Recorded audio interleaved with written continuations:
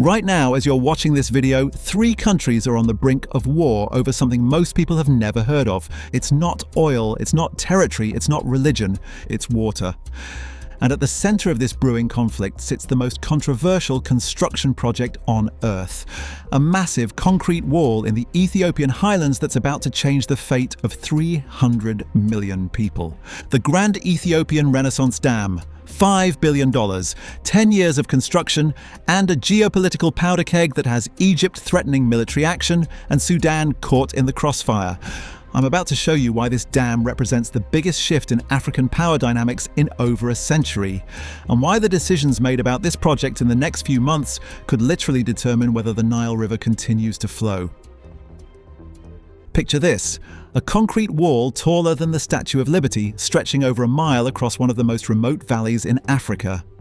The Grand Ethiopian Renaissance Dam isn't just big, it's the largest hydroelectric project in Africa, designed to double Ethiopia's entire electricity supply overnight.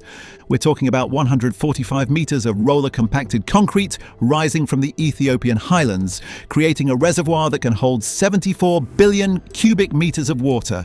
That's enough water to cover the entire state of Rhode Island 3 feet deep.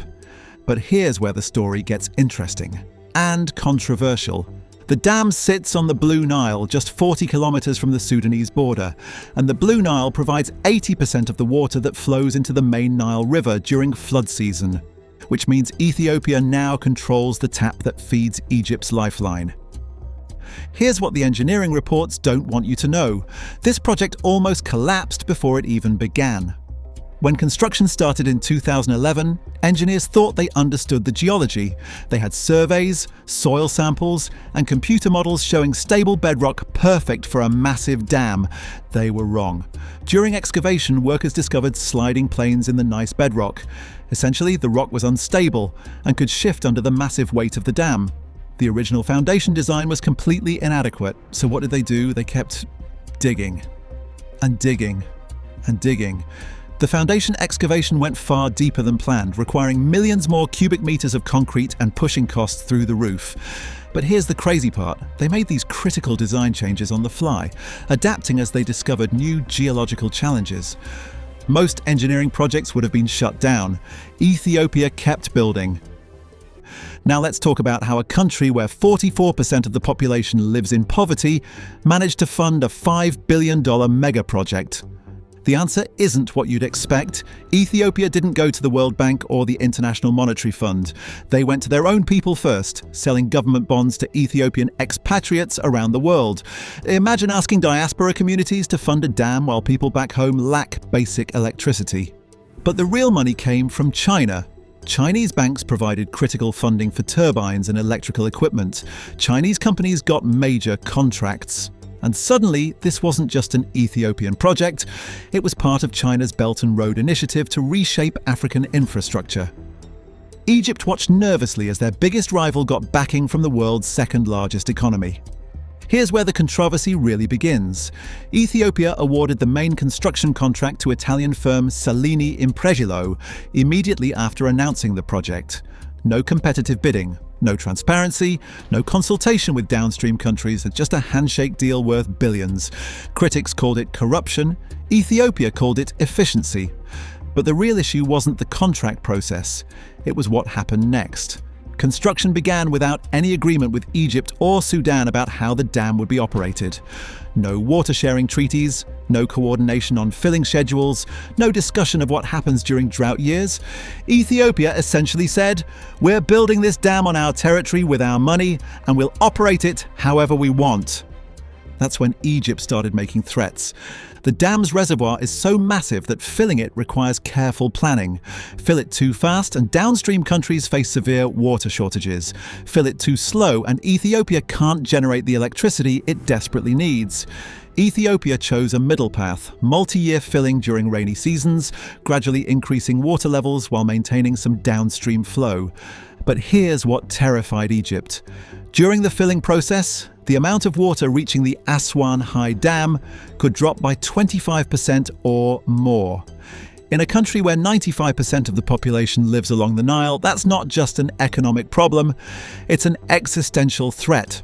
Egyptian President Abdel Fattah el-Sisi declared that Egypt's water supply was a red line that could justify military action.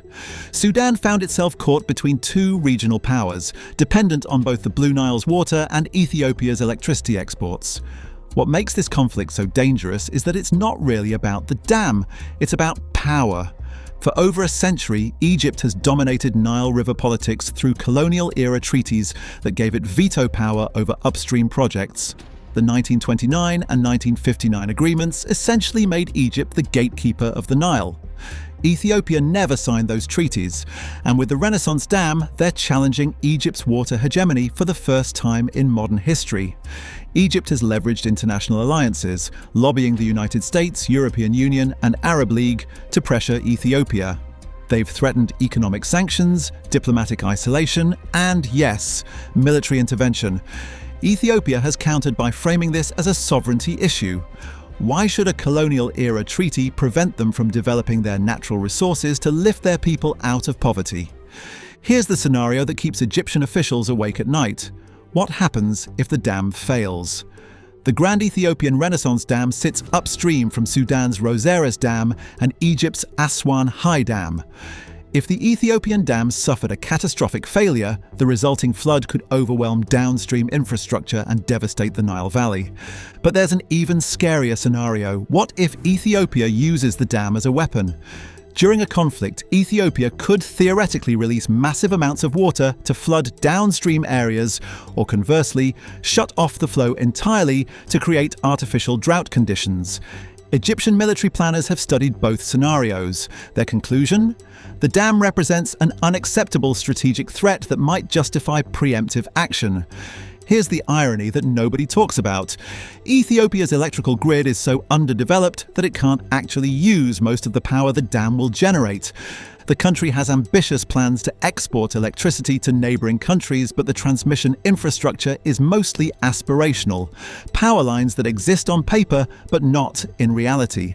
So Ethiopia is spending $5 billion to generate electricity it can't distribute, hoping that economic development will eventually catch up to generating capacity. Critics argue this proves the dam is more about geopolitical posturing than economic development. Supporters say you have to build infrastructure before you can build an economy. The environmental impact of the Renaissance Dam is where things get really complicated. On one hand, the dam will reduce carbon emissions by providing clean hydroelectric power instead of fossil fuel generation. Studies suggest it could prevent millions of tons of CO2 emissions annually. On the other hand, the dam will fundamentally alter the Blue Nile's ecosystem. Fish migration patterns will change, sediment flow will be disrupted, downstream agriculture that has depended on annual flooding for thousands of years will need to adapt. But here's the environmental argument that really matters. Climate change is making the Nile Basin more unpredictable. Droughts are becoming more severe, rainfall patterns are shifting. In this context, is a massive dam that can store water during good years and release it during bad years a climate adaptation strategy? Or does it create new vulnerabilities by concentrating risk in a single massive infrastructure project?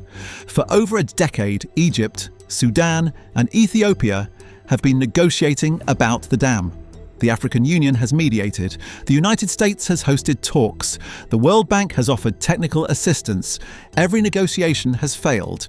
Egypt wants a binding agreement that guarantees minimum water flows and gives them input on dam operations. Ethiopia insists on maintaining sovereign control over infrastructure on their territory. Sudan wants benefits from the dam's electricity generation and flood control, but also guarantees that their own water supply won't be compromised. The positions are fundamentally incompatible. Egypt sees the dam as an existential threat. Ethiopia sees Egyptian demands as neo-colonial interference. Sudan just wants to avoid being crushed between two regional powers. In 2013, Egyptian politicians were caught on live television discussing military strikes against the dam. They thought the cameras were off. The conversation revealed detailed planning for airstrikes, special operations, and support for Ethiopian rebel groups. Egyptian officials discussed everything from bombing the dam during construction to supporting insurgencies that could destabilize the Ethiopian government. Ethiopia responded by increasing security around the dam site and strengthening military cooperation with China and other allies. The military option remains on the table, but it's incredibly risky. Attacking the dam could cause exactly the kind of catastrophic flooding Egypt fears. It would also likely trigger a wider regional war involving multiple African countries and potentially global powers. The Renaissance Dam controversy is just the beginning. Climate change is making water scarcer across Africa and the Middle East. Population growth is increasing demand. And more countries are developing the technical and financial capacity to build major infrastructure projects. Ethiopia is already planning additional dams on the Blue Nile. Uganda and Tanzania are considering projects on the White Nile. Kenya is building dams on tributaries that feed into the Nile system. Each new project shifts the balance of power and creates new potential conflicts. The Renaissance Dam isn't just about Ethiopia versus Egypt. It's about whether the colonial-era system of water management can survive in an era of African economic development and climate change. China's involvement in the Renaissance Dam is part of a broader strategy to reshape African infrastructure and challenge Western influence on the continent. Chinese companies aren't just providing equipment and financing, they're creating long-term relationships that give China significant influence over African energy and water resources. If the Renaissance Dam succeeds, it validates the Chinese model of infrastructure development, massive projects, rapid construction and financing that doesn't come with the governance conditions typically imposed by Western institutions. If it fails, it could discredit Chinese-backed infrastructure projects across Africa and strengthen arguments for more traditional, slower, more consultative development approaches. As I'm recording this video, the Renaissance Dam is essentially complete. The reservoir is filling. Electricity generation has begun. Egypt's threats have become quieter but not disappeared. Sudan is trying to balance relationships with both neighbors. Ethiopia is celebrating a major achievement while dealing with internal conflicts that threaten political stability. The dam exists, the water is rising, and the geopolitical consequences are just beginning to unfold. Here's what we know will happen. The dam will change the hydrology of the Nile River system. It will shift the balance of power between Egypt and Ethiopia. It will test whether African countries can resolve major disputes through negotiation or whether they'll resort to conflict.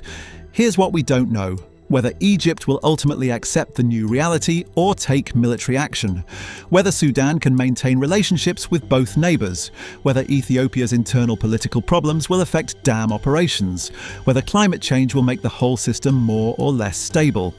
The Grand Ethiopian Renaissance Dam represents everything that's changing about Africa: growing technical capacity, increasing assertiveness toward former colonial powers, willingness to challenge established international systems, and the complex relationship between development and conflict. It's a $5 billion bet that Ethiopia can engineer its way to prosperity and regional influence.